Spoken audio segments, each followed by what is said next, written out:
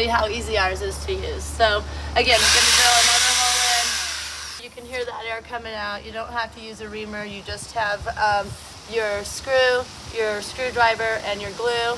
Put a little bit of glue on that. Doesn't take much.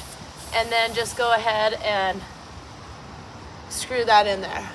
So very little effort. Again, I said that I have bad wrists, so the having to push down is really hard for me. So this just makes it really simple. We don't have to take off the tire. It's just very easy.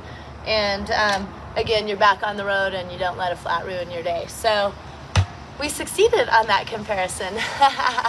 Nice. Again, when you are an ATV or out in the country and you do get those holes in your tire, the stringies are good to use. Ours is a great complement to put them next to it just to seal it up a little bit more and get you to safety. So thank you for tuning in to TsGarage. I'm Tracy. Catch us next time. Visit Screw a Flat Easy. Use our promo code TsGarage for a discount. Our glue and screws on sale. Peace out.